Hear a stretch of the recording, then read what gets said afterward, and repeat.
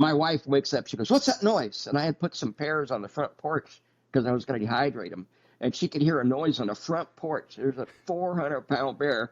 And here I am, like, with no care, in my underwear, shoot the bear. Yeah, right off the front porch. Yeah, I think that's legal.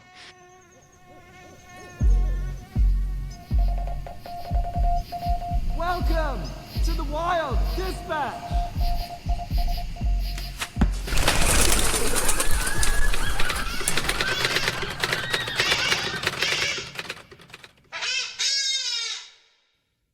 Hello and welcome to another episode of the Wild Dispatch.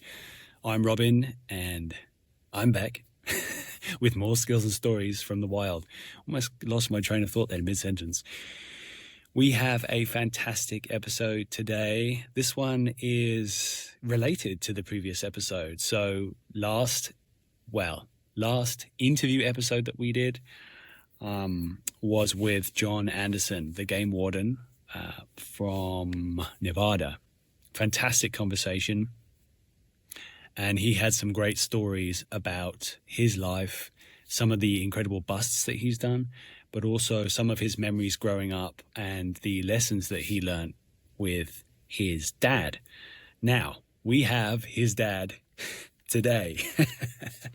So, Wild Mountain Man Dan is what he usually goes by. He is an incredible character, a man who has not only an immense amount of skill, but also a huge heart, and he has so much love and time to give to the world. He's a real entertainer too, so I'm really excited to share this episode with you today. We had a fantastic conversation. We talked about his life, his experiences, growing up as someone who didn't actually live in the wilderness or wasn't a hunting person before, learning all those skills, learning some of the harder lessons that can come with that, and a bunch of other stuff too. So we're going to get to that episode any second now. But first, if you are new to this podcast, then welcome. It's lovely to have you here. Make sure that you subscribe or follow or tap that button. That means that you are always up to date with the latest episodes that are coming through. If you are a returning guest, then welcome back. It would be amazing if you could leave a positive review. It is something that really, I'm harping on about it a lot at the moment, but those 5-star reviews, for everyone who has already given one, thank you, thank you, thank you. It makes such a difference to the number of people who see this podcast. It's really helping the thing to grow when people are looking for wilderness-based entertainment or podcasts or stories. Then it means that the Wild Dispatch comes up higher up in the rankings, and yeah, it gets out there.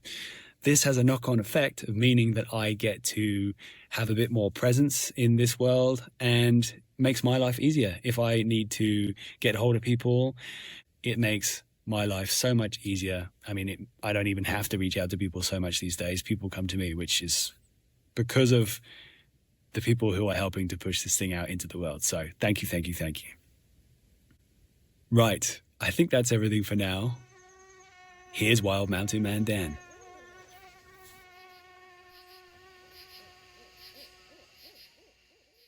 It's plugged in. Okay, good. I think Headphones Amanda, we've sorted out. We're plugged in. He just wants to know if it's going to go out or the batteries die. Or everything's great. She says. Everything's perfect. Okay, yeah. Perfect. And I think we're golden. Welcome to the podcast. Thank you, Robin. This is going to be fun. I'm excited to get you here, man. We've been talking for a little while, and I've heard some great stories already. So I'm hoping that we can summon some of those back up. That's for sure. I'm sure there's many other ones too. Yeah. I know from some of the pictures you sent me, you've been off with family doing some exciting hunts. I think, did you go elk hunting? Was that right? Yeah. So my son, John, on TV this week on Nevada Wild Animal Planet TV show, he's a lead game warden. His son was miraculously able to get a elk permit for northern Nevada just within 3 or 4 days of season. And so my son John said, "Hey, come on down." And so we had just the most greatest time ever And his daughter at the same time had a big mule deer hunt that she was going on. And so a neighbor took her, and I took my grandson with my son. But we went right into the unbelievable tops of the mountains in Nevada with the snow and like 13 degrees out. And we're sitting there shivering, and we're literally glassing like 5 miles away looking for elk in this wonderful, beautiful scenery.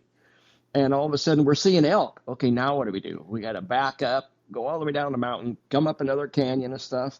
So every day we saw elk. But, just family, I raised my kids off grid, and they enjoy that. And now I have one that just graduated to Pentagon. One's a game warden. One's a professional hunter, hiker, trapper. I have 8 kids. Wow. But spending time with them in the woods, telling stories with that big goal in mind. We're going to get a monster bull for my 13-year-old grandson, and 5 days later, 500 yards, shoots the elk through the heart at 500 yards. Wow. The day before, that's impressive. He's 13 years old. He shot a coyote at 400 yards. Wow. But, yeah. So how far away was beautiful. the bull? How far away was the bull when you saw it? You said you were glassing really far away. Was that like the first one that you saw that was a good one, or did you have a couple of opportunities before that didn't quite work out? So many beautiful stories. We can get a lot of them in. But we saw bulls every day. Yeah. At one day, we were on a hilltop, and my son looked over the side to another mountainside. He said it was like the whole mountain was moving. They saw 700 elk, he estimated. And he's a game warden. He's pretty good at counting. 700 elk, but it was on private land. So after we came out of there, we went up to the owner. He wasn't home. We got a message. We'd like to hunt there, blah, blah, blah. We didn't get that message till 4 days later. Yes, you can, on the last day of the hunt. But yeah, so, we're glassing these mountaintops, and we're 5 miles away, and we're trying to work our way up to them. So on this one hunt we were on, we're right next to private property, and we're very respectful of land ownership, right? And we were able to park there and go up the mountains for miles and come back. Well, I got back early, and there was a fellow there saying, well, you can't go through this gate. We thought we're in trouble. And all of a sudden I said, wow, this is really great that you're, patrolling and taking care of the land. And my grandson has a tag. That came to be one of the most brilliant things. He goes, well, I know where there's an elk, or know where there's a few elk. They're right in the lowlands, not snow and stuff. And he basically told us where some were. It took us 4 or 5 hours to find them, and he was glassing.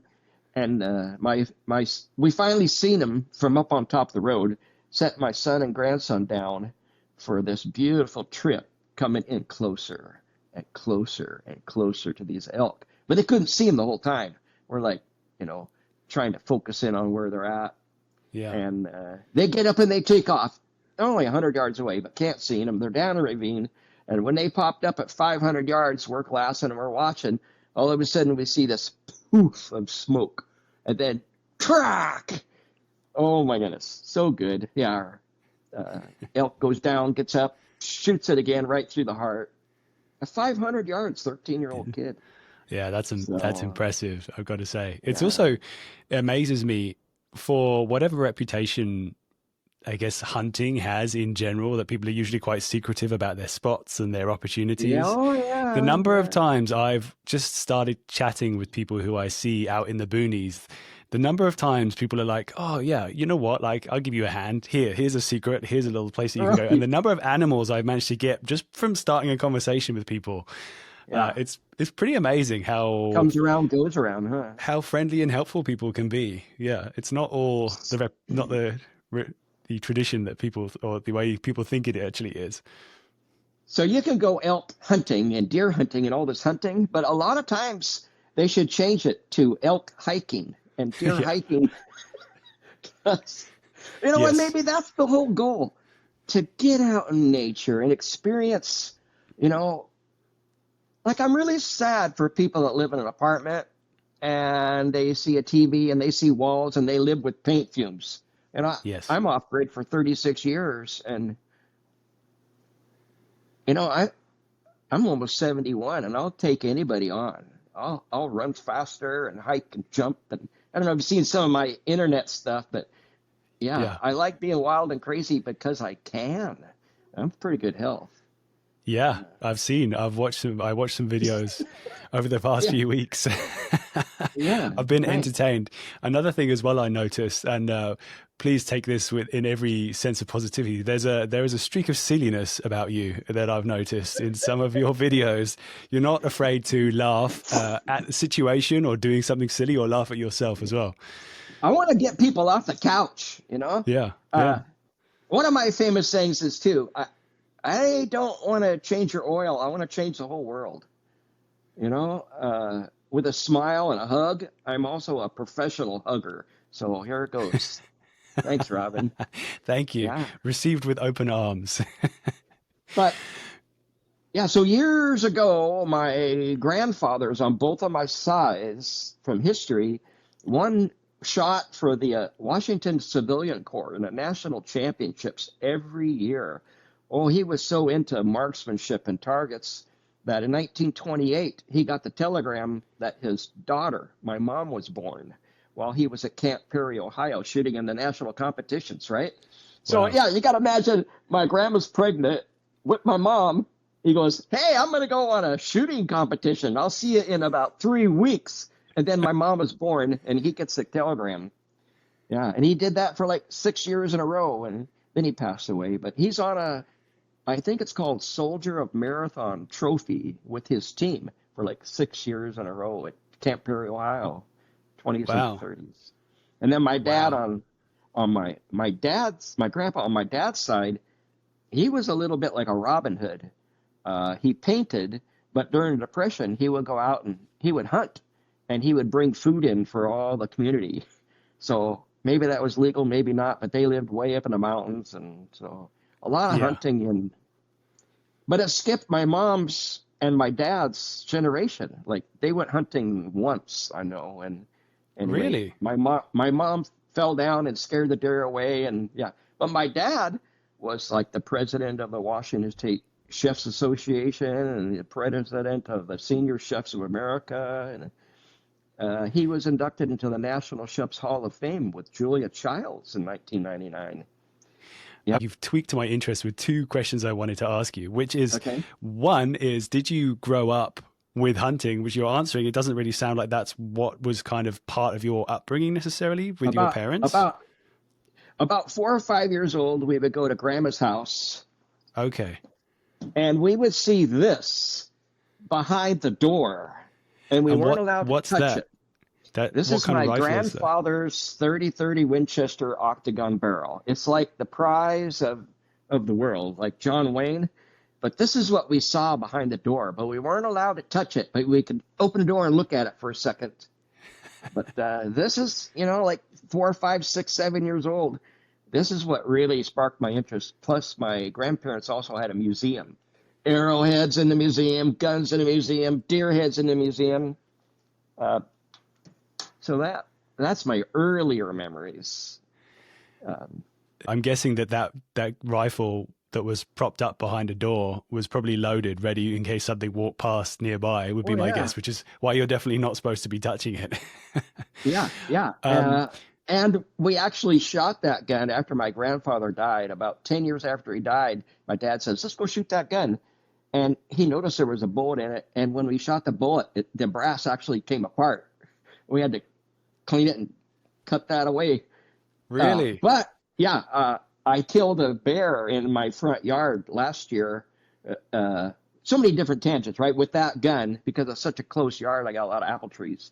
Yes. And my wife wakes up, she goes, "What's that noise?" And I had put some pears on the front porch because I was going to dehydrate them. And she could hear a noise on the front porch. There's a 400-pound bear. And here I am, like, with no care, in my underwear, shoot the bear. Yeah, right off the front porch. Yeah, I think that's legal. Okay. Oh, yeah. Well, I mean, yeah, I'm sure it is. What? So, what did you do with the bear meat? Like, I guess, how close Oh, were you? man. Uh, Within 50 feet, Okay. and Did it? it's kind of running, and It I shot it ran. right. Yeah. Yeah, I shot it right through the heart. Dropped it. It was so big. I've probably shot 20 bears in the past, and my son Ian's probably shot another 30 bears. I probably shot 4 elk and maybe 40 deer. But yeah, this was a big one. Me and my wife both try to get it in the truck. We can't even get the shoulders and the head off the ground. We had to literally tie a rope around its front legs and drag it up on the hill and drag it up to skin it. Yeah, it was over 300 something. Wow. Pretty old bear. So what did you do with the meat? What's your favorite thing that you like to do with bear meat? So my brother, he has a really nice meat shop, and he does the most excellent, like, summer sausages, regular sausages, and then I'll make jerky out of it. I'll eat a lot of steaks, and I'll eat bear liver or bear stew, but generally I'm either grinding it, but it's not as many steaks. I usually do other things with it, jerky and sausages and stuff. But I guess the nicest part about bear meat is it's very lean meat. I got 38 quarts of bear fat off that bear. Oh, you did? You know how much of meat you got? That's like 4+ gallons. Okay, so it's very fatty. The fats on the outside are huge layer, 3 or 4 inches of fat, but the meat's very lean, and so you gotta, it's nice to cook it with a little bit of bacon or something to give it some fat. Yeah. I have a recipe that I love doing. I mean, so the first animal that I got in the US when I moved here 10 years ago or so, maybe it was a bit less than that, because I started hunting after a few years of being here, because I wasn't allowed to, being not originally from America early on. So yeah, that was definitely a popular recipe that I discovered, was doing like a porcini pie with bacon and Guinness, I think, like all mixed together, cooked in a slow cooker for 8-10 hours. Yeah, it's got all the flavors going there. Some so oregano good. and some thyme and stuff. So I was in the chef business too. I taught restaurant training actually after many years, and was very successful at teaching. So that was a question I wanted to ask you. It's like a 2-part question, because when we spoke last, you told me that you didn't really, you didn't really get along that well in school. So then I'm curious. Yeah. How did I become a school teacher? Well, it's like that's a big change, right? Like, because I mean, from personal experience, I didn't have a great time in school. And there was a bit of trauma, I guess, in some level there. So I can imagine going back there and then being in a teaching environment again. Did that kind of bring up any memories or any feelings that you were back in kids are bored to death.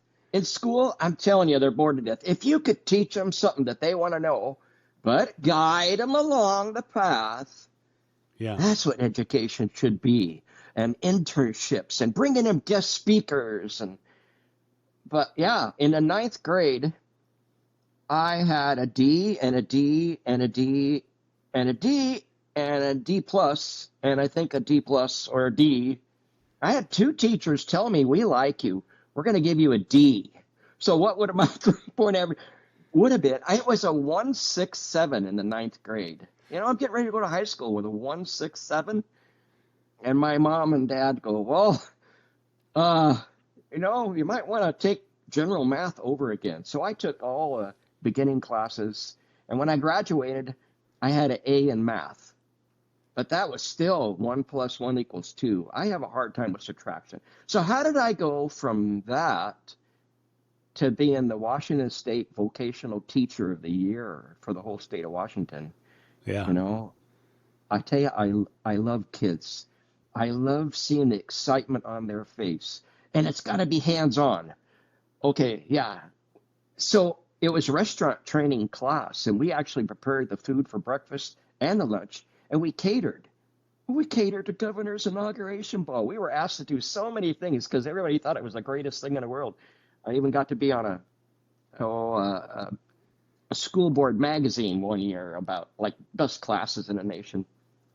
But, like, 4 or 5 kids were working on a cake, and 4 or 5 kids working on fresh bread, and 3 or 4 kids that were being, management, being sous chefs and assistants, and I just sit back in my chair and just kind of outlined, okay, what do you want to do? What do you want to do? What do you want to do? And then, I would call a couple men, hey, let's conference on where you're at and where you're going. They did all the work and they got all the credit.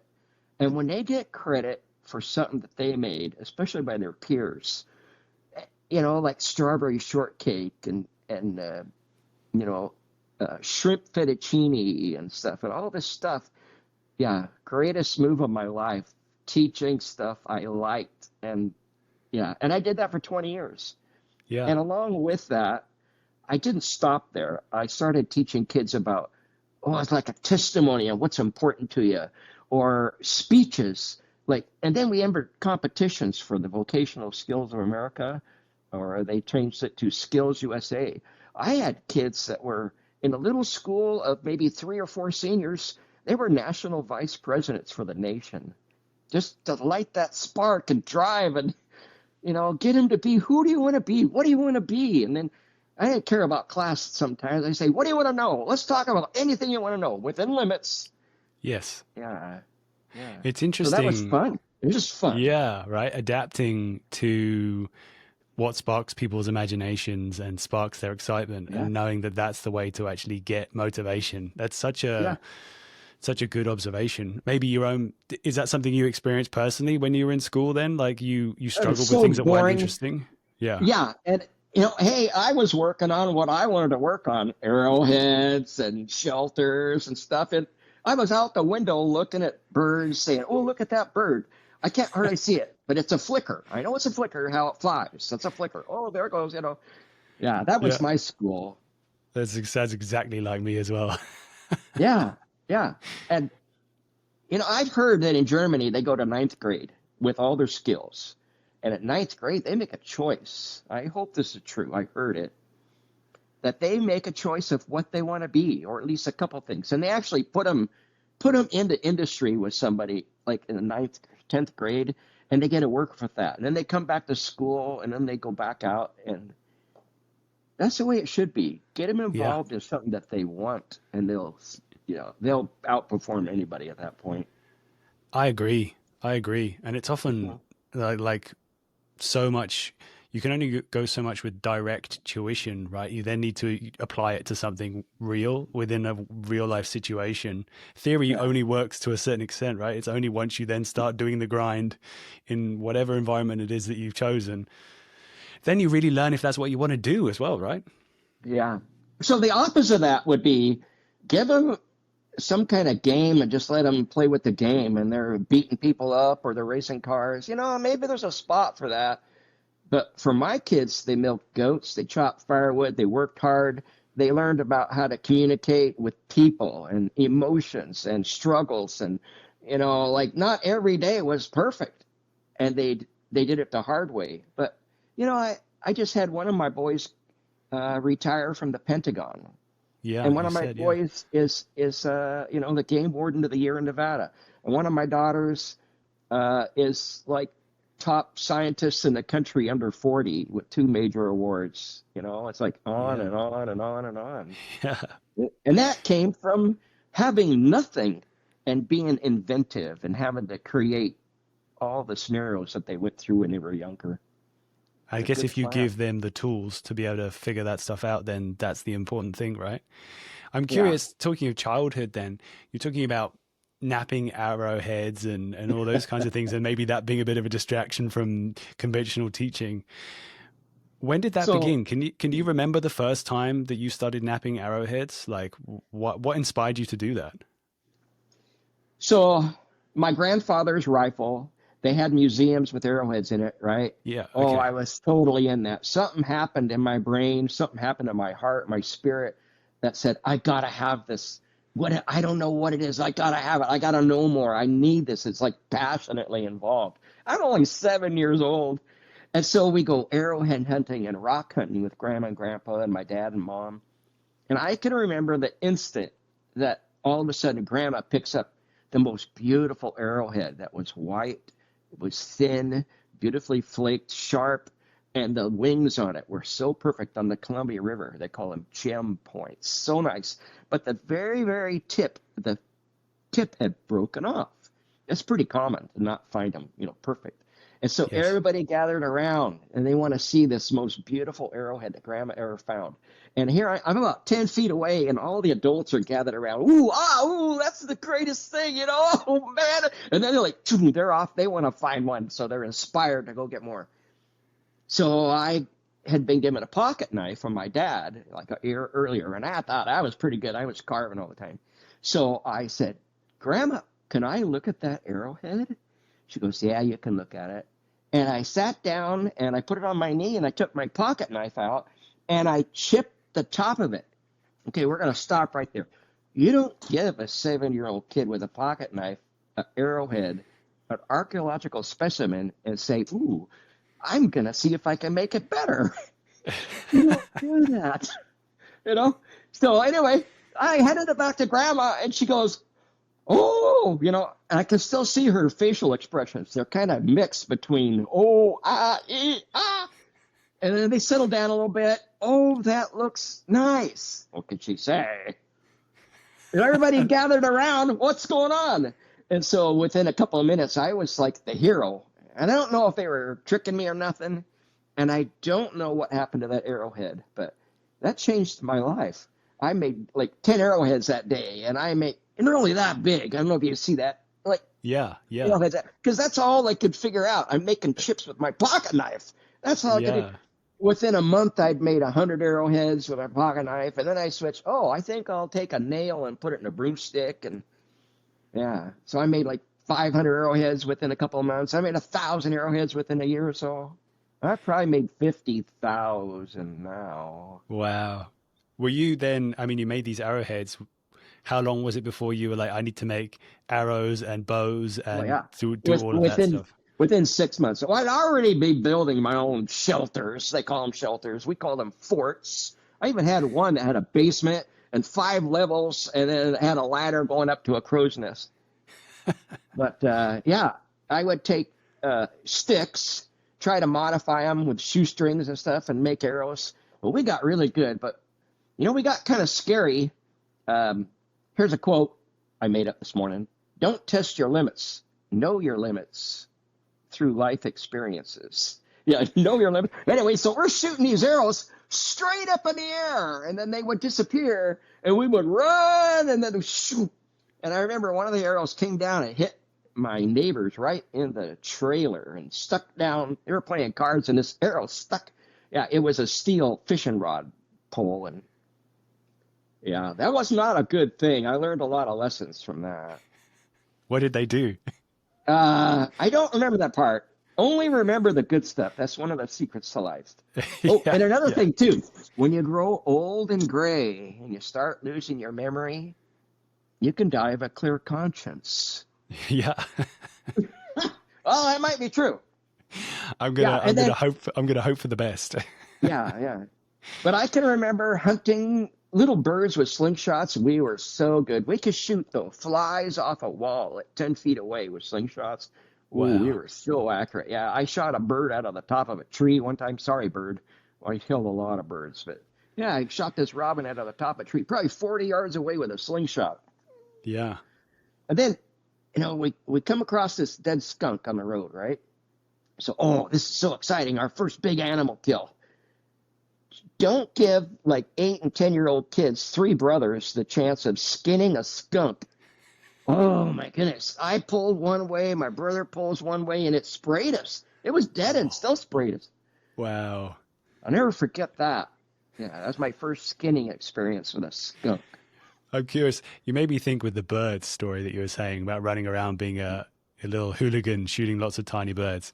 I kind of had the same experience when I was young with an air rifle. And I remember really distinctly there was this moment. First of all, you don't think about the consequences of your actions, right? You're not thinking about the reality that it's just a game. It's just I want to hit the thing, and you don't hit it very often. And then when you do, I remember I think it was a crow. I was in England, and I had an air rifle, and I shot this crow. And to my amazement, it actually dropped. But the thing that really stuck with me is that another crow then dropped down and was kind of trying to help it or assist it. And that was like a real hard reality moment for me where I was like, oh, that's like its partner. and it didn't want to go away. And then it saw me like cocking my air rifle again, and then was kind of reluctantly flying away. It didn't take many lessons like that to start realizing the consequences of actions when you're younger, right? Yeah, we grow up and we learn. Um, so there's a fellow that lives down the road from me. He's passed away now, but he had Yeah. goats and geese and chickens and a big dog. And he was a hermit. He didn't even come out of nowhere. There wasn't even a road to his house. He lived on a trail in a cabin. My kids used to go down there and hang out with him just because he was so interesting. One Yeah. day I went down there and he was crying, literally crying. He had butchered a goat, a male goat, and the female had had a baby, and he was performing CPR on the baby, trying to bring it back to life, and crying. What is what an odd scenario when he Yeah. kills the father for me and the mother is born and he's doing CPR and he's crying. I've never seen a man cry like that Yeah. before. Yeah. And he couldn't save it. But yeah, it took a lot of years for me to realize that, uh, whatever, God or something has put these animals for our use and we need to manage them. And I'm sure glad one of my sons is a game warden to be able to see that whole scenario follow through with the way he was growing up. And yeah. Uh, and It's interesting. Go my on. one son, he says he's going to harvest an animal. And he really does. He harvests animals. He doesn't use the word shooting or killing or something anymore. There's always a place for that. But yeah, emphasize on just being kind to nature.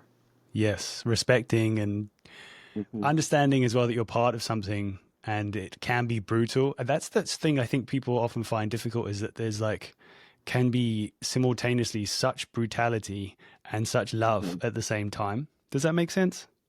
Absolutely. Another story that goes with that, maybe people don't talk about it now, but I think it's so relevant.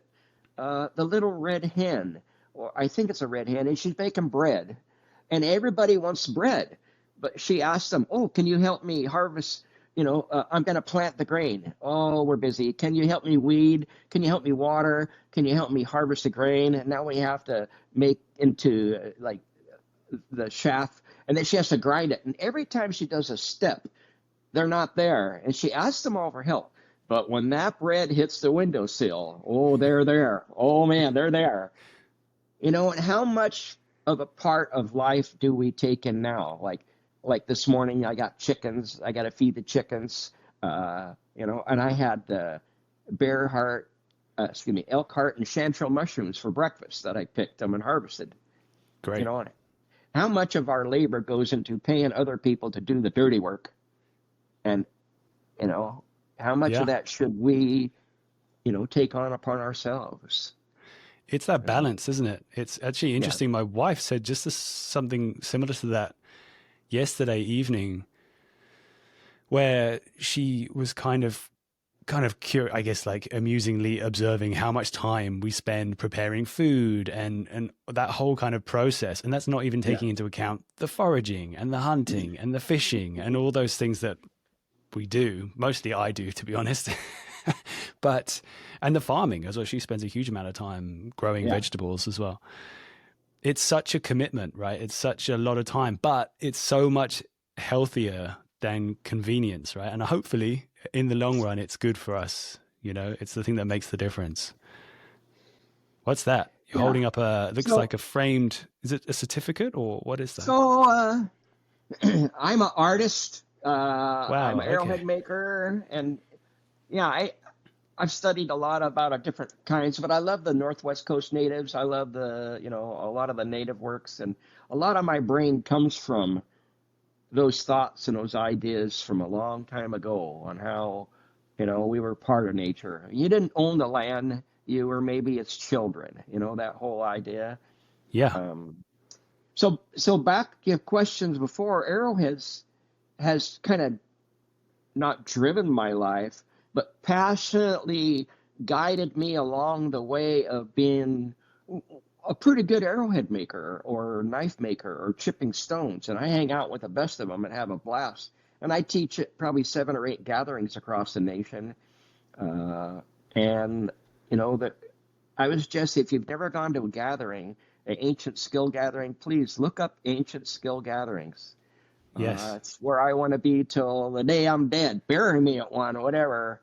But I might get 500 hugs a day, and people come running up, and just the students I get from 4 years old to 84 years old, they're so grateful. And when you see that light come on, where they finally get it on how to make a flake, and they can make another flake. And in a one-day experience, they make an arrowhead almost every time. It's so cool. It puts them back thousands of years, and then they feel like now they're responsible to feed their family with this, and they got to make an arrow, and they got to make a bow, and they got to use sinew and tree pitch and turkey feathers. And yeah. It's interesting. You're clearly a big part of the wilderness skills community, certainly at least in that area.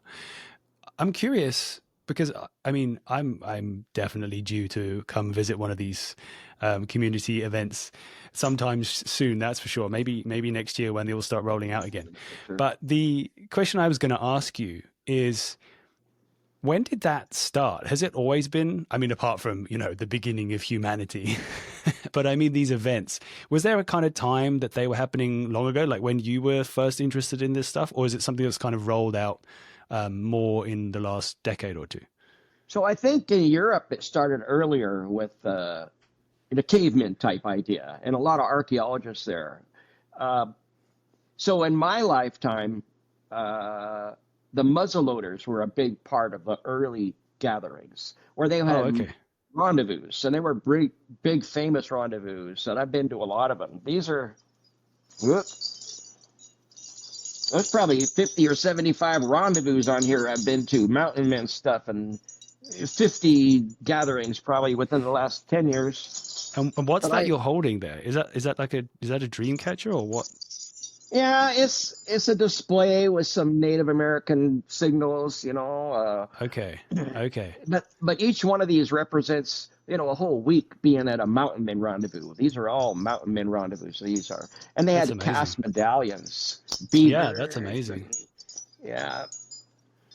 Anyway, so these were great, and they were all over the country, but mostly in the West. Okay. So I did a lot of mountain men rendezvous. And I started building guns like this when I was like 19 years old. And this one, look at that. Yeah. So it's I don't know if you can see it, 75 caliber smoothbore trade rifle. And you can tell by the dragon here, a flintlock. This is how I've shot a lot of my animals too. Wow. Is that walnut as well? It's beautiful wood. So it's beautiful. And look at that. And look at this. Do you know what kind of wood that is? I'm trying to figure Yes, I do, out. because I cut it out of the tree. This is called, it's either tiger stripe maple, fiddle maple, guitar maple, figure maple. They have bird's eye maple and stuff, but you can see the lines in that.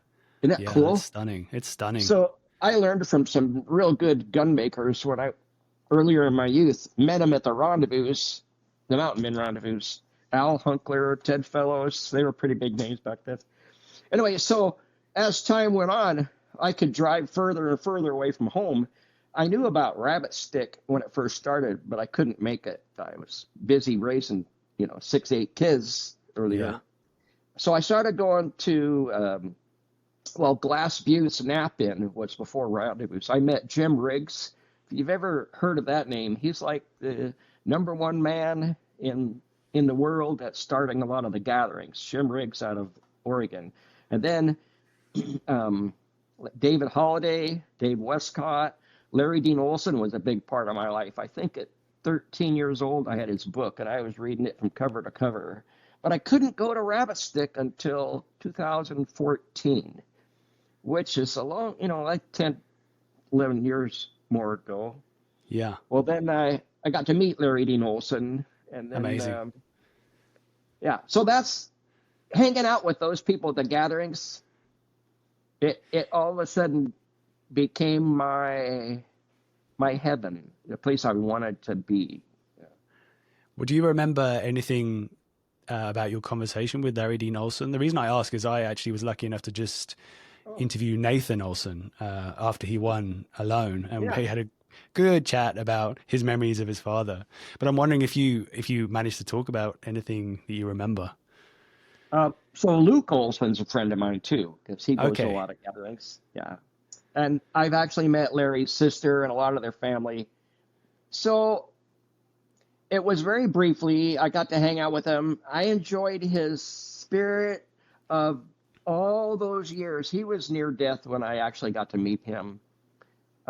Basically in a chair, couldn't move around a lot, but just his spirit and his knowledge and how he wanted so bad for people to know what he knew.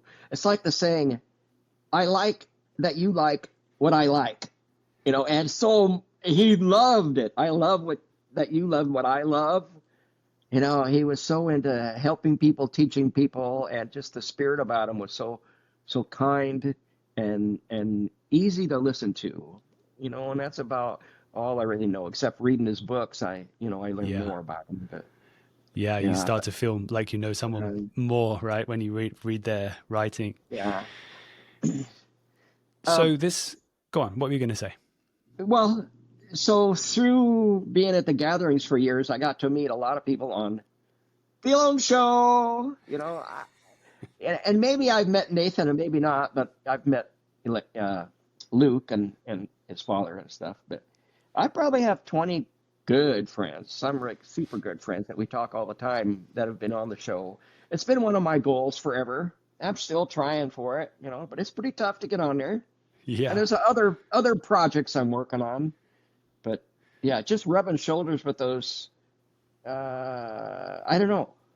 Like there aren't people that are more important, but there are people that are more uh, spiritually in tune with where I want to be and where I want to go, and their knowledge. I want their knowledge Yes. very bad, and how, why, where, why. I like the one why. That's Me too. yeah, Me too. yeah. It's one of the best. I'm curious then, the alone experience is something that also intrigues me, and I have a lot of respect for anyone who first of all is able to get selected and then goes and does the experience. I mean, hats off. It's Yeah. one of the few survival shows that I really think is amazing. That's not to poo-poo any other show, but for the same way it floats my boat. I think it feels It's really the most authentic. Exactly. realistic, Exactly. passionately realistic. Yeah. So I'm curious if you've been applying and you've been working towards this goal of getting on Alone. You strike me as someone who is very extroverted, a hug lover. I'm also very extroverted myself. Have you done many trips where you're off on your own in the wilderness for a long time? Because that's the thing that I feel would be, amongst a lack of skills in many departments for me, but I think that Yeah. could be, it's a mental challenge, which I'm not sure that I've fully tested yet. So last year, and maybe it was a year and a half ago, I went to the gathering that was either Between the Rivers or Fall Camp. Okay. I think it was Between the Rivers. Lynx, her name is Lynx, and I think she's from Norway, and she Yeah. was putting together another outdoor survival caveman Lithica adventure. And so, oh man, I'm in. Whatever, I'm going. So I was first on the list and so excited. And we got about 6 months to prepare, and I think I brain tanned 14 deer hides and elk hides, made extra arrowheads and knives, but when you get right down to it, um, you could only carry pretty much what you could carry on your back. So this was one of Right. my coats I made. So this is like a caveman adventure. This is lightweight. You can get it soaking wet and wring it out and hang it up. It won't really burn. It'll kind of melt, but it's a sheep fleece that's been Okay. felted. So it's Wow. kind of like, it's faster than brain tan. This is some brain tan. Um, Okay. but you don't kill the animal. the animal in its lifetime might give you, if it's an 18-year-old animal, maybe you'll get 16 hides out of it. Amazing. But look at that. Isn't that cool? This Yeah. is out of, and it's a sheep. It's one sheep. It's been sheared, and you lay it down on a flat surface, and you put some hot water and some little soap on it, and you work it. But you only work one side of it, and that mats it up pretty tight And it into, creates that fleece. yeah. So this Amazing. is one side. This is the other side. And it's So anyway, kind of looser. this was the jacket I wore, and we were gone for a month. This is lightly felted. This is my bed. But you see Wow. how light this is? It's pretty Yeah. good size, but it can go. Can compress down quite small. Yeah, yeah. So It's so this is my bed. Did you do something I'm curious about is the treatment process? I'm imagining you didn't treat it too much, because someone told me once that as soon as you start trying to excessively clean the fleece, you're going to lose a lot of the goodness that keeps it from getting wet and soaking up moisture and all those kinds of things. So there is a lanolin in it, and you got to put hot water on it to have it start setting and working with the soap. And after Okay. that, I probably wash it once, but I think the properties that it has is gonna stay that way for quite a while, because lanolin Yeah. is really like a thick waxy material, and it kind of stays on there pretty well. Okay. But the thing of this trip, I wanted to talk about that. Um, it changes you if you're with a small group of people. First off, the lone show, you get 10 things, right? Yes. You don't get nothing unless okay, you start with a rock and a stick and a dead thing. Okay, what's your other choices? A rock and a stick and a dead thing. What can you do with these rocks? What are you going to do with these sticks? And what can you do with these dead things? You can make pemmican, you can make bows and arrows, sinews and feathers and stuff. And we got 6 months to prepare. And when we went out, most all of us had too much weight, and we had to condense down. And the idea was to live pretty much like cavemen. And we learned that the sun is so important. When the sun comes up, you have light. Duh. And the sun goes down, you don't have light. Duh. That's my initials, DA. But, in the preparation, getting ready for it to be dark, what are you going to do? What does your shelter look like? Are you going to be warm? And every day we would go through these scenarios of, I've got to make more arrows because I've lost them, and how much light do you have? And we actually used a couple of trees as a clock in our main camp. And when the sun hit this tree, or I had to imagine sometimes when it was snowing that the sun's there, we would gather our food. We had like 3 or 4 hours to gather food, and then we appointed who the cooks were going to be. They had to start cooking at this time, and we ate on this tree. But that was so good for our internal clock of slowing down. No phones, no clocks other than that. But communication got real good. I mean, we had men's talks about stuff, and the ladies had talks about stuff, and yeah. How many going. people were in the community, would you say? I think there was 9 of us. Wow. Yeah, Lynx, a couple people from California, Sandpoint. There were some people, but we grew pretty close. Yeah. It was so good. And one of my best memories. It sounds odd, and it's kind of weird that I say it, but when we came out, a couple of us went for pancake breakfast. Couldn't eat it. Oh man, it's so sugary. I could not eat it because we're eating pemmican and dandelions forever. But the weirdest thing is, I could get in the truck and everything's fine. Well, I got out of the truck, I stepped on the concrete, and it sent like these weird messages through me. That was like, ooh, rock, go forever. It's like, and I'm looking at all this concrete and steel and glass. We were so far from that it really emotionally kind of shook me about how we have, so far away from what really life is about and what we need to survive. We need some water, we need some people, and Yeah. some food. Yeah. And how long humans have been living in the way that you were compared to how long we had been living the way we are now, and how fast the change that is. Oh man, if you think about if you maybe what 20,000 years ago versus 1,000 years ago, or even Yeah. 200 years ago. Yeah. You know, Yeah. yeah. It's pretty So wild.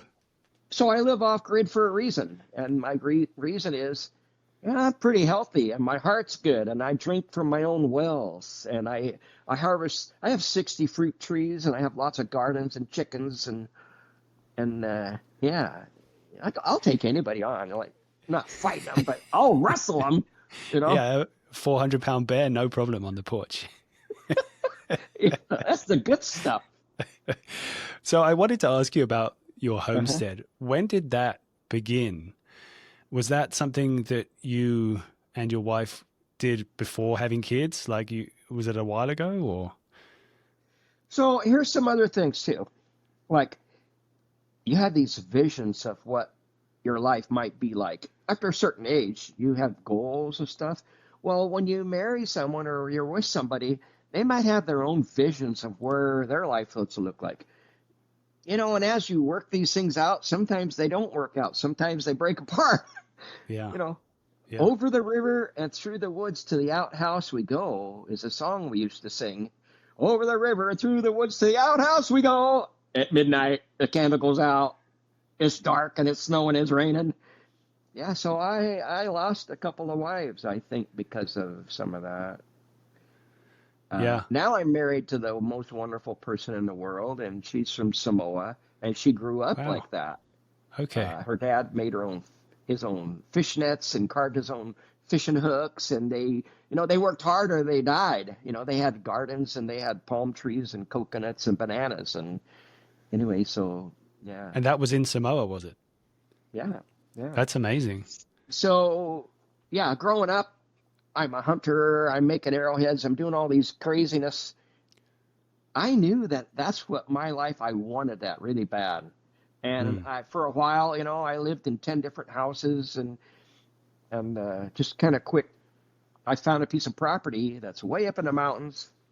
I saw a herd of elk on the property. There was salmon in the stream, and it was 5 acres for $10,000. Wow. I I literally the house had burnt down. I went to town. I found out it was $10,000 and said I'd buy it. So then I went home and said, "Dear, I just spent $10,000 on a piece of property." You what? Anyway, best thing I ever did. Yeah, so I had to start from scratch by redoing a well, and then I made another well, and then I made another well. And those are all cement blocked and solid, and they're going to produce fresh water forever. Yeah. And I built a root cellar out of stone. It took 5.5 years. That's my refrigerator. I planted the fruit trees. How long Lots of ago work. how long ago did you plant the fruit trees? About 34 years ago. Wow. So So they're I have so much fruit that basically all the animals want to come over and see what I got. You know, I can along with imagine. the predators, the possums and the raccoons and the coyotes and the skunks and all the birds. They all got to see what that is. And my chickens, they go ah. You know? I'm guessing you've lost a few chickens along I the way. lost 50 of them 1 6-month period, but that was a cougar and everything else. Yeah. Wow. But anyway, So what do hard you work. Hard work go is a on? blessing. So Yeah. yeah. What do you do with all that fruit then? Do you make cider, or do you can it, or do you use it as bait for bears? So recycling is a nice term, but we do have a burning barrel. Sorry if anybody doesn't want to like that, but Yeah, uh, yeah. I go to the dump with a minimal amount of stuff about every 6 months. We Okay. try not to buy too much glass or metal, Uh-huh. a lot of paper things. I also work at a food bank, so give and take. I get a lot of free food. Yes. But when the pears are ripe and the apples are ripe and the plums are ripe and the Asian pears are ripe, the coolest thing about that is maybe 3 or 4 boxes of fruit hits the ground. But 3 or 4 neighbors stop in and say, "Hey, what do you got?" It's so good. Like Santa Claus must be had the biggest heart in the world, because it's like, come on over. It's gonna fall on the ground, get some stuff, and that happens a lot. And it's such a good feeling to be able to give, So my garden is probably 20 feet by 100 feet. I probably overplant like 100 squash plants. So even now there's still squash in my garden. It's all rotten because like nobody wants it now. But it's fun to give a wheelbarrow of squash away every couple of days. Yeah. Yeah, it's a good feeling to have. Man is nothing without land. That might hit hard, but to me that feels so good if you have land and you're able to produce something and take care of yourself. Maybe they call it a small footprint or green. Yes. But So it's good. whereabouts roughly is your property that you bought and you've managed to turn into this amazing homestead? So in Seattle, go down to Olympia and come up the other side of Hood Canal to Shelton, Washington. And if Okay. you went from Shelton towards the ocean, about halfway to the ocean, there's a little town called Matlock. Yeah, cool little town. Yeah, love the school, love the people. Everybody knows everybody.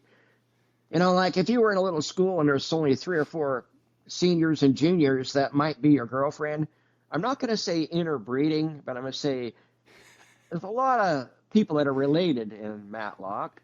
Yeah. But they're all fantastic people. They kind of, okay, so here's a story. They call it the Matlock Fire Department. Years ago, if they didn't like you, well, your house might have caught on fire. They never lost the foundation yet. How about that? They're good people. And there's no gangs in Matlock. Well, kind of is. There's like girls that go hunting. Would that be a gang? And guys get together and go hunting like high school. Oh yeah, and you pull in the parking lot, and there's guns in all the cars. During hunting season, it's hunting season. Yeah. So I wanted to ask you, when we spoke last, you mentioned something that piqued my interest. Someone who lived, I think maybe in the area not too far from you, but John Tornow, I think, is that how you pronounce his name? Turno. Okay. Yeah. Oh my goodness. I got a lot of stories, but that's one I've been working on for 30 years. You're writing a book, is that right?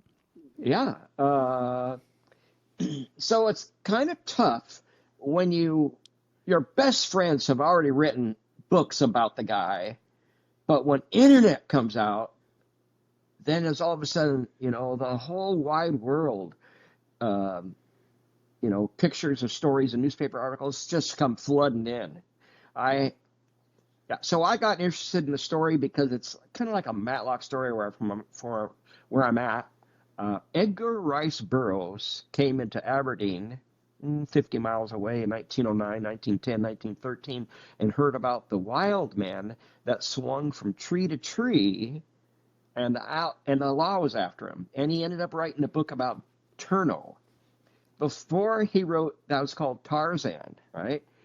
The book he wrote right before Tarzan, okay, one of the titles for John was The Wild Man of the Wainuchi, or John Turno, different things. But anyway, so Edgar Rice wrote a book called The Wild Man of Torn before he wrote Tarzan. And both books kind of came from this one character.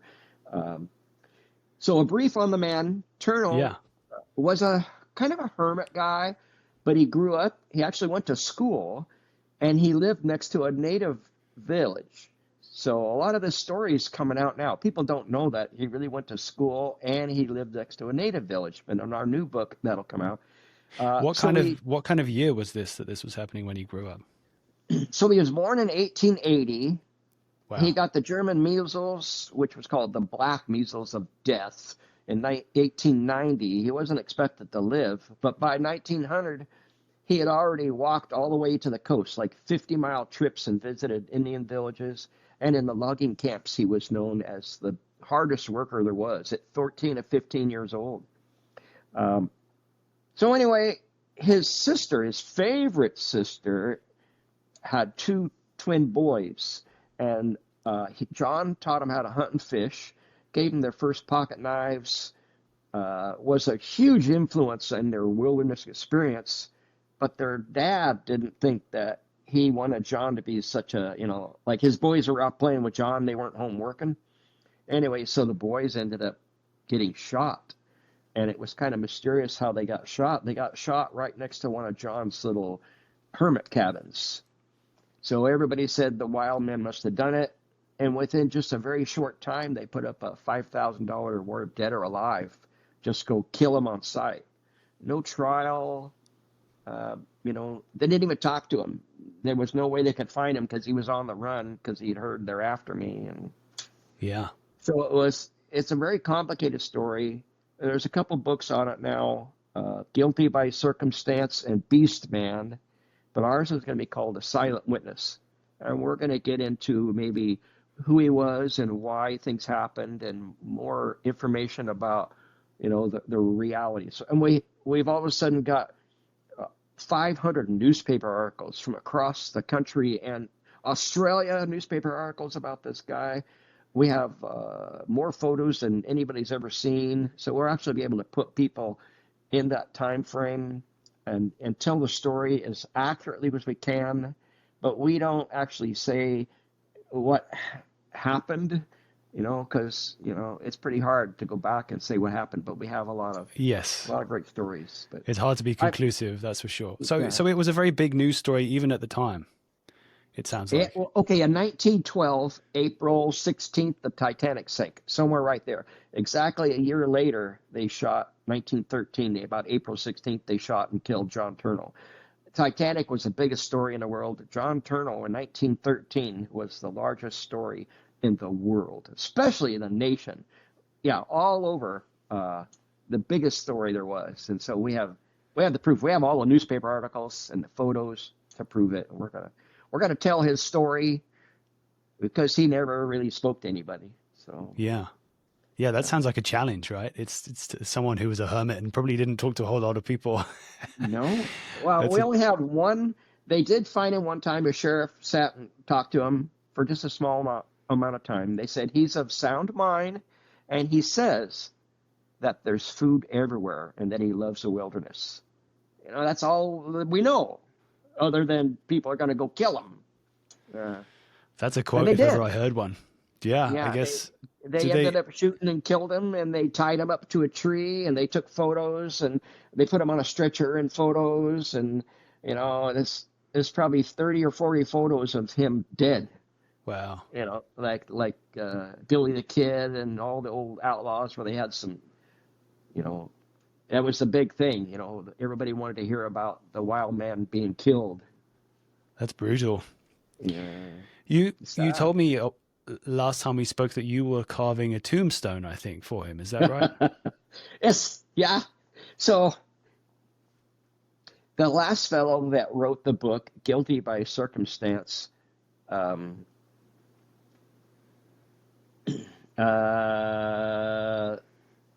anyway, I got the book wrong. Anyway, No, Bill it's okay. Lindstrom wrote a great book about John Turner. I worked with Bill for probably 30 years on his book. Then the internet came out after he wrote his book. So he was helping me write this book. He passed away with all this knowledge and his research, and he was the editor for the Daily World and Olympian, the Olympian in Aberdeen. Okay. Anyway, he was Is this a editor. newspaper? Is that right? Yeah, newspaper editor. Okay. So anyway, he passed away about a few months ago, and so I carved his headstone, and we're going to put it next to John Turner's gravestone in Matlock. And I'm also going to carve my own headstone, but I haven't done it yet. I'm not ready to carve that yet. Yeah, I guess Future that's projects. yeah, definitely a future project. Maybe one to push down a bit further, way further in the future. Well, and just for fun, I'll be 71 here pretty soon. Yeah. But my goal is realistically, I want to hit 150. That's my mark. Great. 150 would be great. Yeah. Pick a And I've number got and a aim good for it. start. Yeah, that's shoot for the sun and hit the moon. That's okay. So that's my So, goal. yeah. What's your strategy then? What are you thinking Um, to hit that goal? so a lot of knowledge and a lot of hard work. Yeah. But I have my own water supply. That's really good water. It comes off the mountain, and I'm in a little valley, and I have hydropower almost. I have solar energy. I eat a lot of wild meats. I have my gardens. But I think the biggest thing, I'm excited about life. I have passion for people.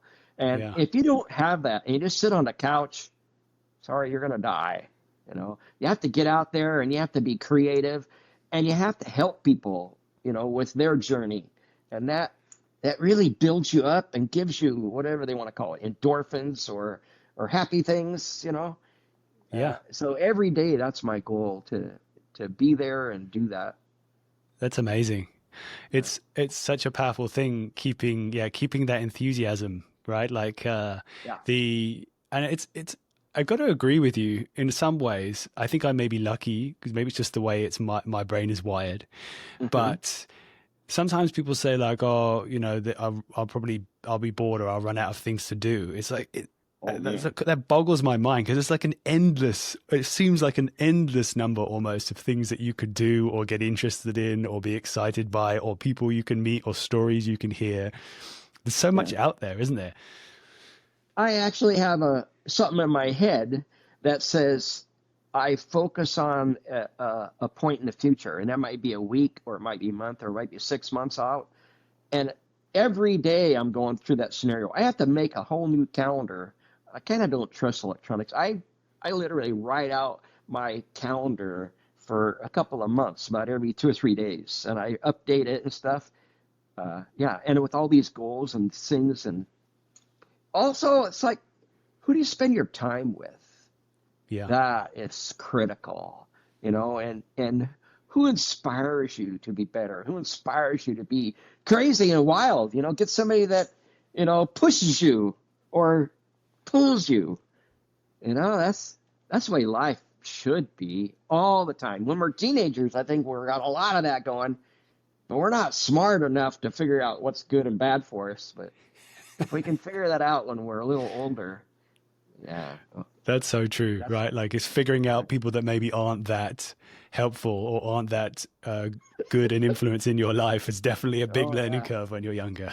Yeah, and when you have 500 friends that you literally just want to run and literally give them a hug and almost cry, like, I love you. Those are good words. That happens a lot. Yeah. Cool. So, This is this is my wife here. wow. Your hunting buddy. I like the title as well. Yeah. That's good. It seems like you have some common interests right there. Hmm. A question I wanted to ask you, you said that you always trying to be positive and push positivity out into the world.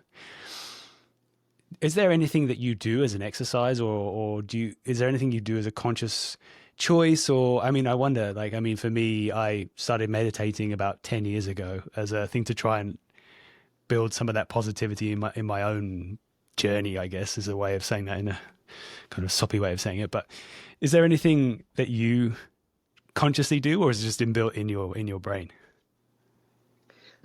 Uh, so for many years, I would think about, my years later in life, what I'm going to do later. I actually contemplated that a lot.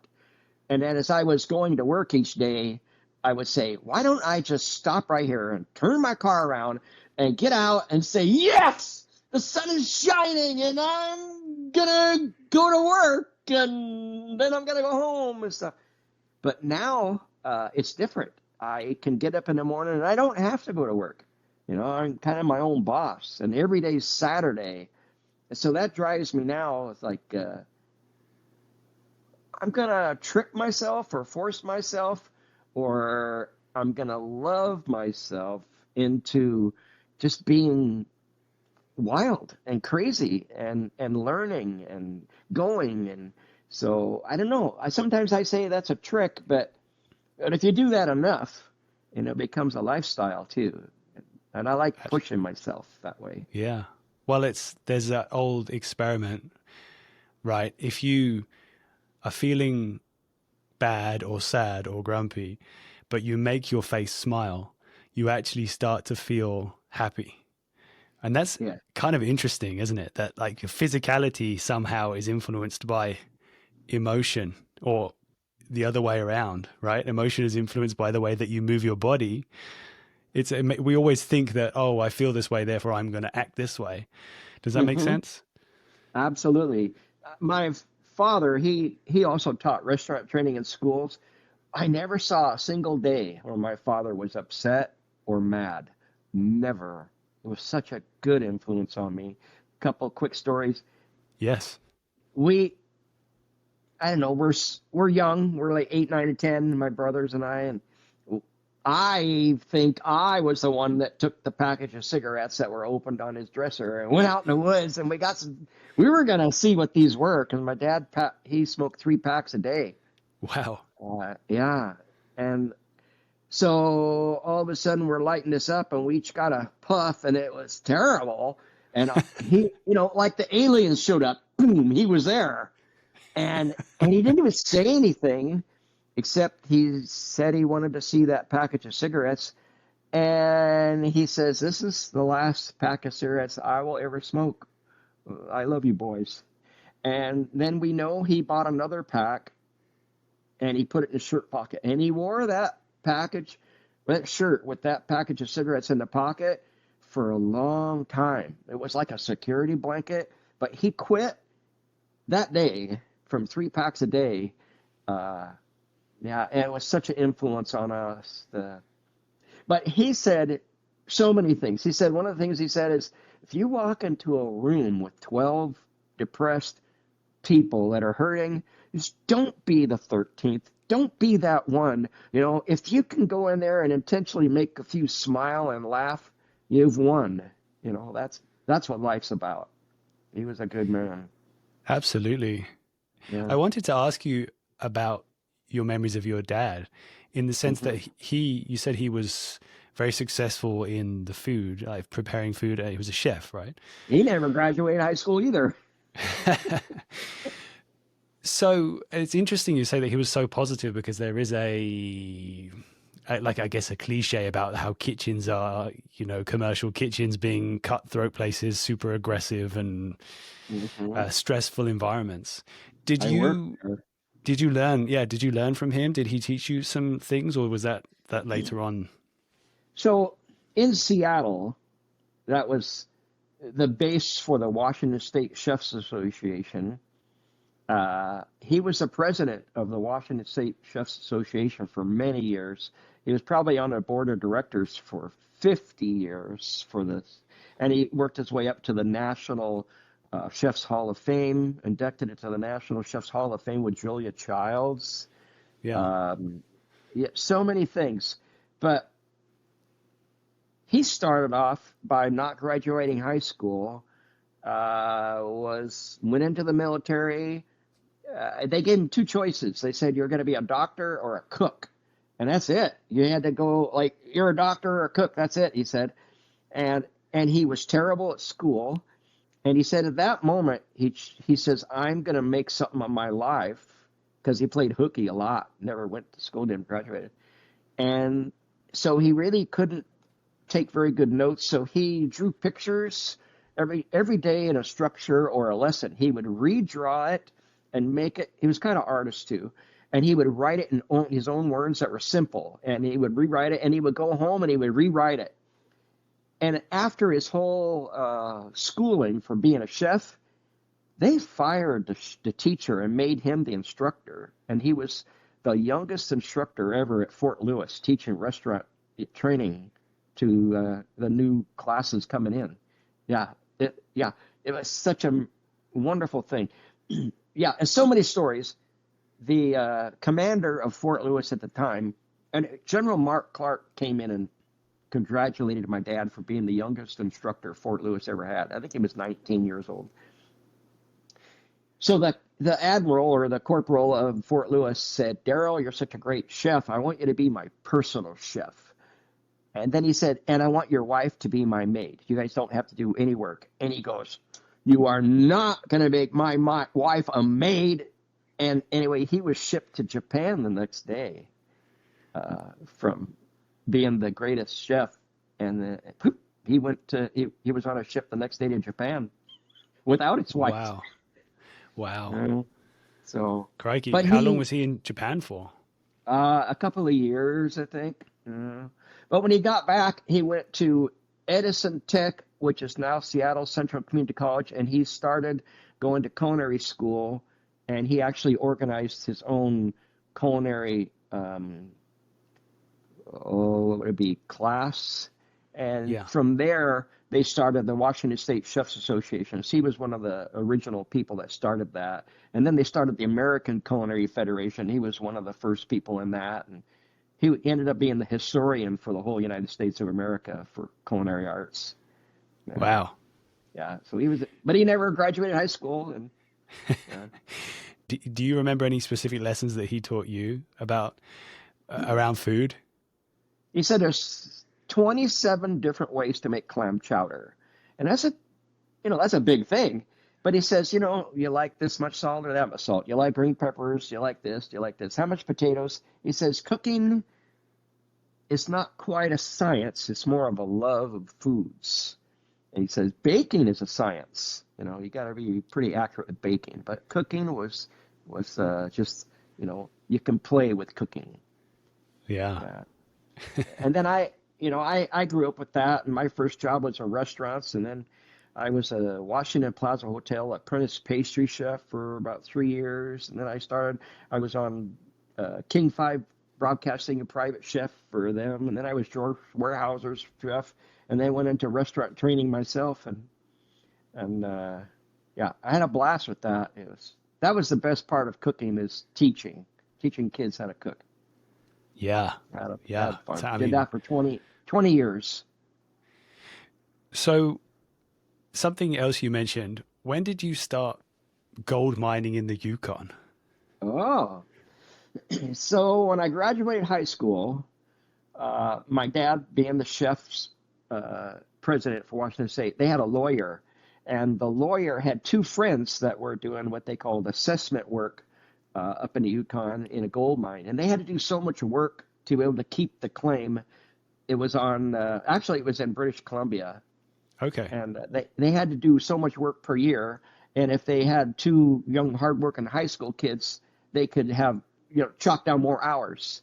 So, oh man, yeah, from wanting to be in the wilderness to actually getting on in a truck and driving, a couple thousand miles up north, and then we get to this place and we got to get in this little buggy and go overland and almost starve to death.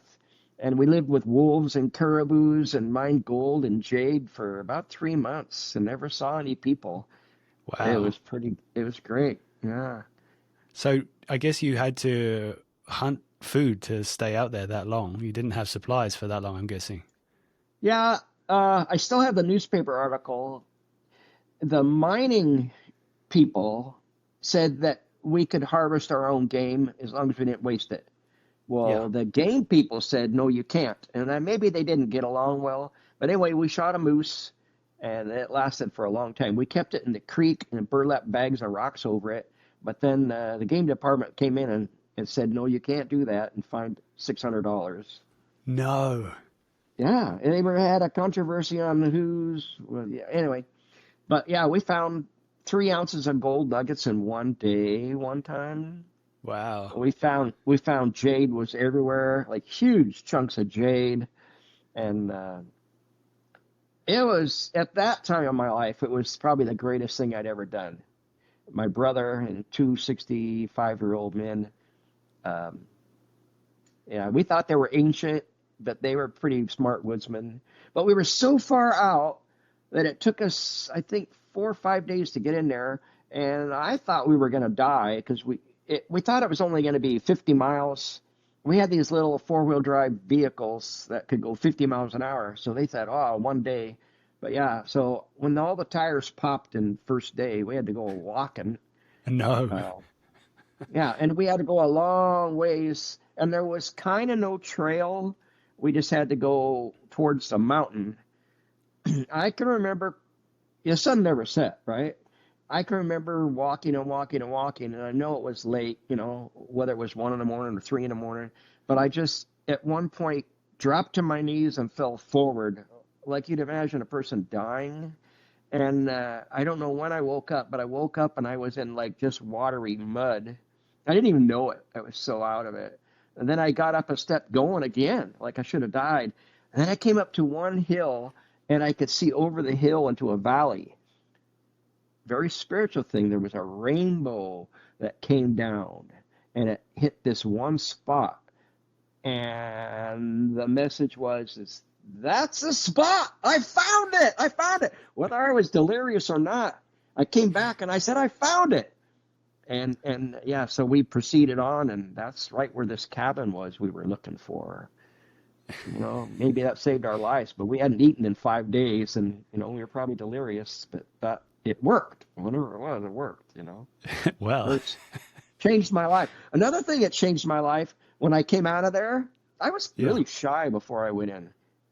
And now I can look people in the eye and say, I love you, and I can give them hugs. I couldn't do that before. I love people now. I want to know all about them. They're amazing and they're beautiful. And yeah, I want to know everything about them. so what do you think changed in those 3 months that you were there? Was it the people that you were with, or was it the isolation, or what happened? Totally, the isolation did it. I want to do a lone show for the isolation. I want to do it because it's a test of my whole life. Like if you could go, I hated tests in school, but I want to go on a test now. I want to go so bad, and if, things don't work out, that's okay. You take the test. I want to take a test. Yeah. But yeah, Because, I mean, there's things to learn, isolation right? does stuff. Whatever happens. Yeah. And learning experience. Sorry, you were saying isolation does stuff. Yeah. Who are you? Are you what you think you are? Are you what other people think you are? Are you trying to put on a mask? When you're in isolation and you just got you and, you got birds and you got trees and stuff, I think that's what's good about nature. It kind of tells you the truth. And the truth is so important. And to be able to have that base of what's important and what is truth, that'll change you. And so interesting, I had a conversation, which I think will probably be live by the time this episode has gone out, but with Wyatt from Alone, Wyatt Black. And he said that his, you're alone and there's nothing to distract you from your thoughts, right? Your memories, your feelings. And that's some pretty powerful stuff that you've got to wrestle with. Yeah. Like I say, I probably have 20 good friends on the Alone Show. I love hearing their stories. Carrie Lee is one of my best friends. Yeah, it's so good to hear their struggles, and they found out about themselves and their limits, their challenges. It's good stuff. Yeah, I agree. I think obviously it's not exactly the same thing, but I can really relate to what you're saying. I started this podcast, I don't know, a bit more than 2 years ago. And I was excited to learn more about this whole area and the skills and the people and the stories and the community. And the community has been wonderful. I want to add that first of all. But the thing that kind of caught me by surprise is the lessons, the amount that I feel like I've learned and grown from people's stories, right? Like they're so powerful. All these different experiences that people have had all over the world. And you want to share them. Right? In the wilderness. It's incredible how that can influence you. So, yeah, that's a really powerful thing, which caught me by surprise. So a couple other things. The Pacific Northwest Survival Games. That's a big one in my life right now, too. Yeah. And I'm going on a 3-day survival, kind of nomadic links trek in April again, for just 3 days with a really good group. Joel Vanderloon might be on that one.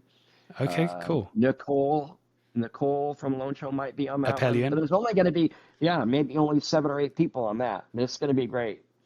But yeah, I've had a chance for the last 2 years to work with Biko Wright and EJ Snyder, Naked and Afraid, and Terry Lee, and a lot of really good people on the Pacific Northwest survival games. That's been just a kick in the beep. Yeah, it's been so awesome. Love it. So tell me about that then. How long has it been going for? Let's see, 1, 2, 3. We just had the 3rd year, so the 4th year is coming. And Biko is the one that told me about it in the beginning, and he's just a character. I love that man. But basically, it's like Forged in Fire, where you have the skills, and they kind of outline the skills, and they tell you about it, and you got to do the skill. But at the same time, the Forged in Fire has the judges or the trainers. Well, we're kind of like that, but we're also like Alone in a little bit, where the skills are just not knife making. It's just a whole gamut of skills, of all the outdoor skills, you know. So we come on, it might be 2 or 3 of us as judges, instructors, and we teach a skill, and then for half an hour, then they have an hour to create the skill or make the bow or make the arrows or make a fire making thing. And then they kind of for an hour, and then for another, I think 45 minutes to an hour, they get to either accomplish it, like making fire, but it gets way more complicated than that. For instance, they learn about, one of the things I did was a bow. It's a bow drill, but it's a fire making one. Well, I've created a coal in 20 seconds before. And out of the 50 teams that did it with good instructions, only one team was able to make fire. And so in the last second, they resorted to a ferro rod. But before the instruction, it was a setup. We had these huge tanks of ice water. They had to actually submerge themselves in the ice water for up to 2 or 3 minutes, get out, and then have to make fire. You know, because the reality is, you're not making fire in the desert on a 120-degree day. You're cold and you're shivering and stuff. So that was one test where they, ice water, create fire, and they had to run their fire up and light a torch. Oh man, yeah. But imagine 6 or 7 of those competitions going on for the weekend, and really good teams. So I gotta say that I taught my kids pretty well. And my son Ian and his wife won it the year before. Now they came out number 1. And then my son Ian's wife couldn't make this time, so my son Ian and my grandson Theron, they won it this last year. So then they said, Ian, you're pretty tough to beat. Why don't you be one of the judges on our next show? So now, yeah. So. What did he think? Cool. He liked keeping on winning.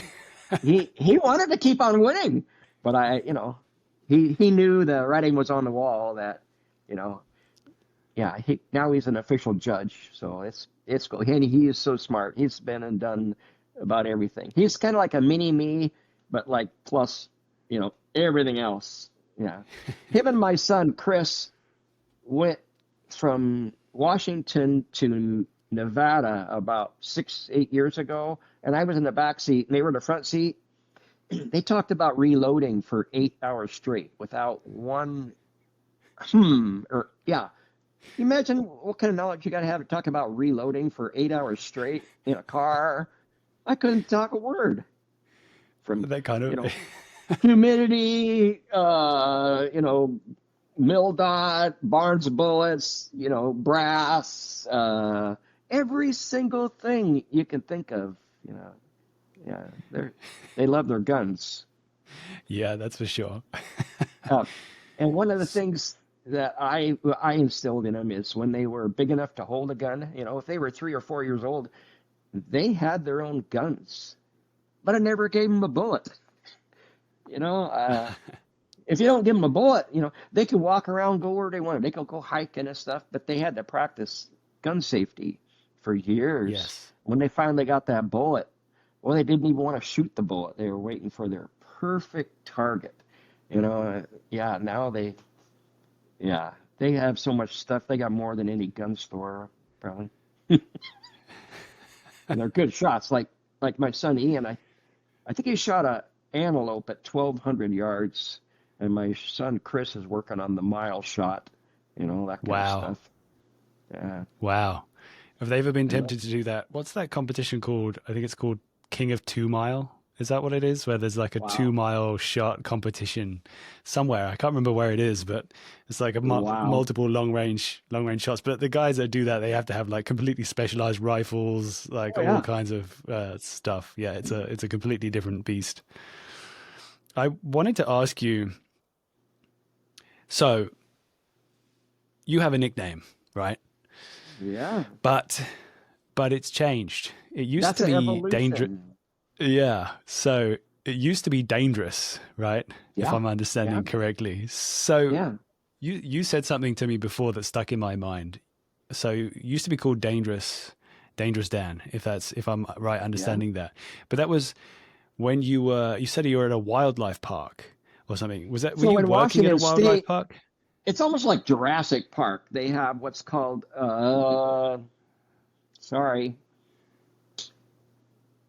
Northwest Trek, and it's a wilderness park, and the animals, you know, like the wild goats are up on the little mountain, and the buffalo are down in the field, and the elk are here, and the moose are in the swamp, and they kind of have their own areas, but they have the wolves caged off and the cougars caged off, right? But you got this little tram goes around like Jurassic Park, and then they have, you know, concession stands and the main entries. Well, I went there a couple of times, and I thought, well, this is really cool. I want to get in for free. I could walk in there with my Mountain Man stuff on and say, hey, do you mind if I come in here and talk to people about the Mountain Man stuff? I think I was only 19 years old. And that's a great idea. So they made up a flyer, and they had on the loudspeaker, Dana Anderson going to be here talking about the Mountain Men. You know, by the second time that happened, they said, well, you got to have a name, you know. So I go, well, how about Dangerous Dan the Mountain Man? Oh, that's great. So I went by Dangerous Dan the Mountain Man at Northwest Trek for a while, and that was so fun. But after a while, you know, people are saying, grandmas are asking me, why are you so dangerous? You know, and so I thought a lot about that. And so, you know, I knew quite a bit about native cultures and vision quests and different things. And so I set apart to go up in the mountains and, you know, like, what about this dangerous thing? So about 3 days later, I'm sitting there and, you know, I hadn't eaten anything, and I kind of look at stuff, and an eagle flies over, you know, and I go, oh, that's awesome. That's it. You know, and then a while later, oh, is that it? And then I contemplated on that, and all of a sudden, my name wasn't Dangerous Dan. It was Eagle Who Speak. Sometimes I'm kind of reserved, but then I was thinking, well, sometimes I'm pretty goofy, talking bird. So if you can imagine Eagle Who Speak in a line, talking bird, blah, blah, blah. My wife says, put the talking bird away sometimes. Yeah. So it was about 4 or 5 years after that, you know, alone show projects and stuff. You know, and in my heart, I'm kind of native, but I'm not native. I don't have a drop of native on me. And so I have a good friend, Jessica Caldwell, who says, well, you might want to think about that native name. You're not native. And so I did another vision quest, and yeah, I'm kind of just wild. So from Dangerous Dan the Mountain Man became Wild Mountain Man Dan. Dan. And that's the way it's been. So you'll find me on Wild Mountain Man Dan Instagram, but Dana Anderson for Facebook. And I love the name because that's going to be my name for a long time. But in the native cultures, you had different names for different events and different names for different times. You know, if you got married, you might have had a different name, and in the end of your life, you had a different name for different reasons. But yeah, kind of a focus, wild Yeah, mountain man. definitely, That's definitely. where I'm at right now. A little Yeah, bit yeah. wild. So you mentioned before that you've had a few, I think, if I'm remembering correctly, and maybe this is an element where you are maybe dangerous and wild. You've had a few close calls in your life, near-death Oh, experiences, or things that where we went a bit dicey. Can you think of any that you'd like to share? you mean about the time I almost died a few times? But Exactly. about I have a good friend. I go help her out once in a while. She's one of my big inspirations. She said, "Hey, can you come over and take a tree out?" Sure. I cut the tree out and cut it up. It was great. So it exposed another smaller tree, probably about an 8-inch one, fir tree, and it was right up against another big fir tree, probably 2.5 foot across. So I can remember starting up the chainsaw to cut this little tree down, and everything past that, I don't remember. She Really? says what happened is that I cut the tree down, and as it came down, there was a branch about another 6 or 8 inches across, heavy, you know, a 40-pounder that was 50 feet in the air. And when this little one came out, it was holding that branch up, and it fell, and it literally hit me in the head. But she couldn't see that. All she knew is she turned around, and I'm on the ground, and you know, I'm a jokester all the time, and I'm always playing jokes. You know, be careful about that. You know, don't cry wolf stuff. But when she said, "Hey, what are you doing? What are you doing? What's going on?" and she looked, and I was covered in blood. The tree had literally scalped me and took most of the scalp off the side of my head and flopped it over, Wow. yeah, into, and I was unconscious, except I guess I was in babbling just a little bit of a murmur.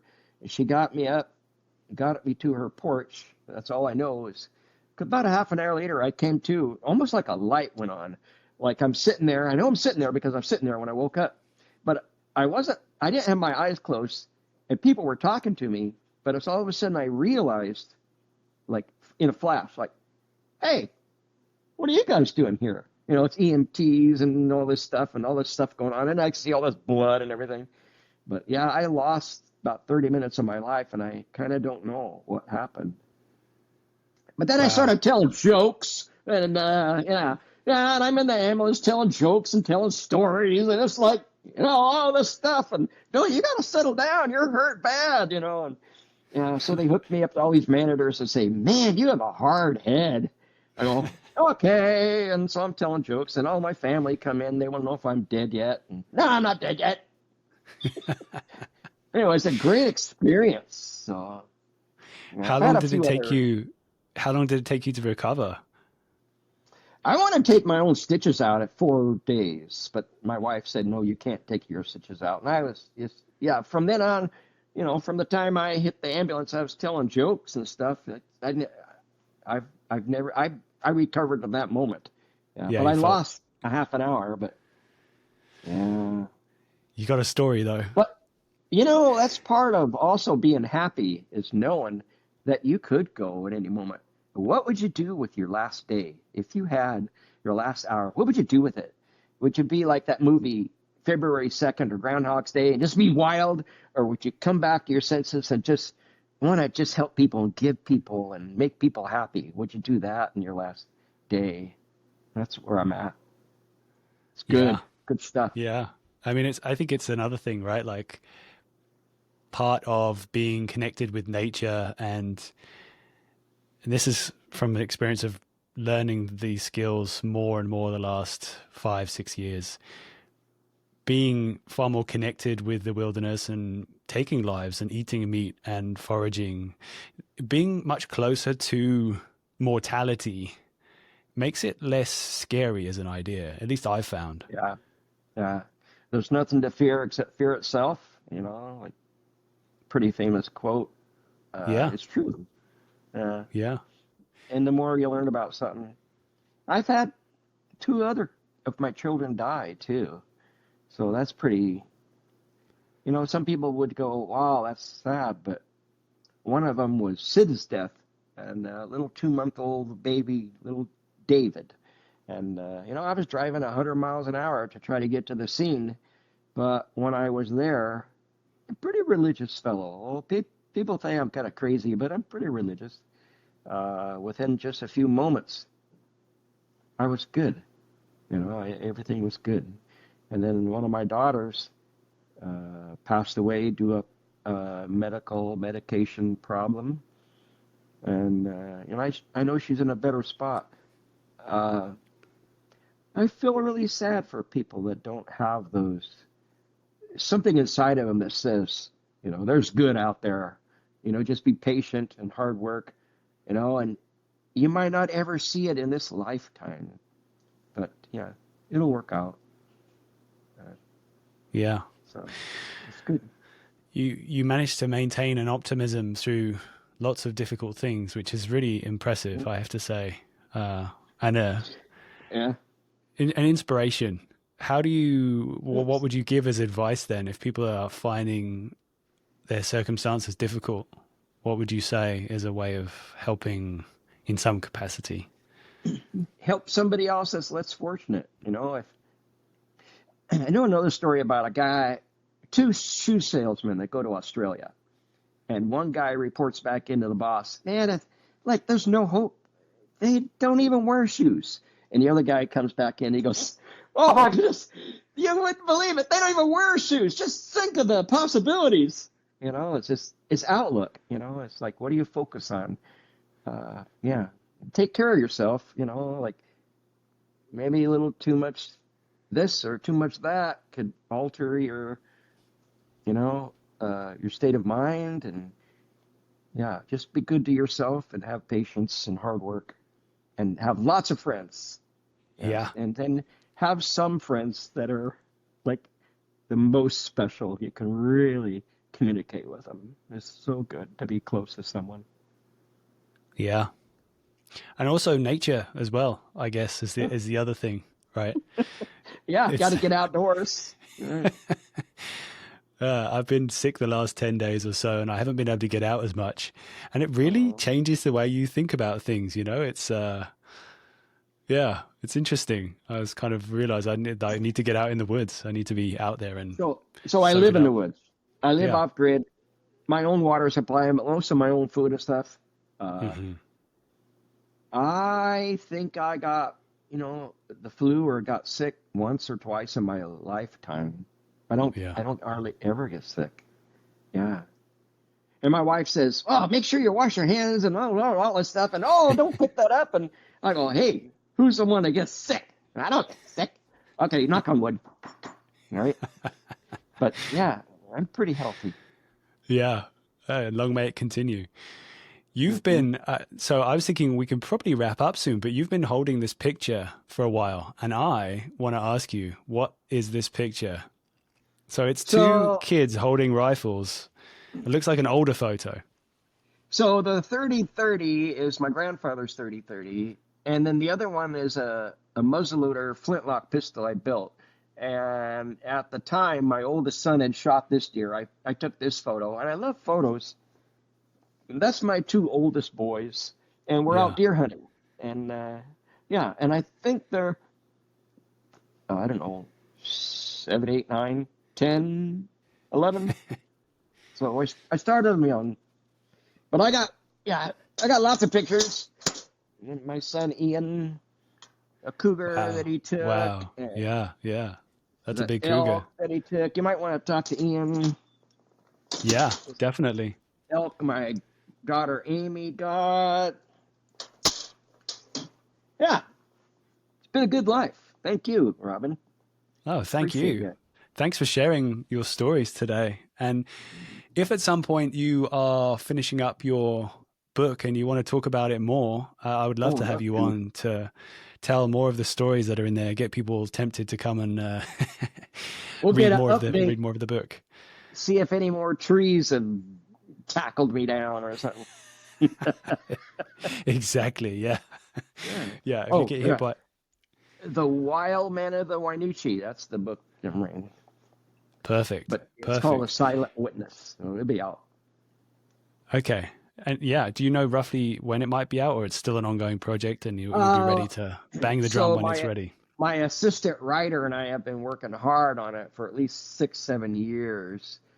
And now we have another person that's helping with this. So 3 of us working on it. And I still think we've got to create some maps, and you have to identify exactly where the photo came from. So it could be a couple years out, but I hope I see you before then. Hey, come to some gatherings. You'll love them. I will for sure. Is there, so I think you already mentioned your Instagram, but yes, Wild Mountain Man Dan. Yeah, you'll have to watch it again because it'll make you laugh and cry, and there's some, life on there. There is for sure. Yeah. All right. Well, thank you again, and thank you. I will speak to you sometime, hopefully soon. Thanks.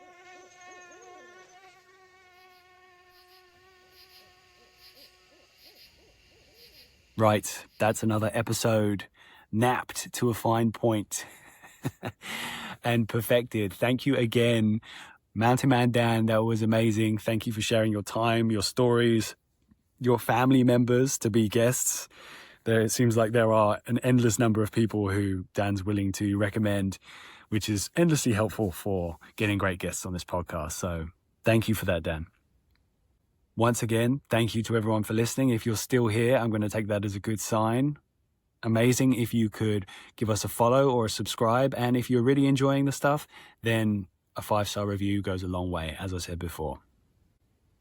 We have some great episodes in the pipeline coming up, but that's all from me for now. Thanks for listening, and until next time. Welcome to the Wild Dispatch.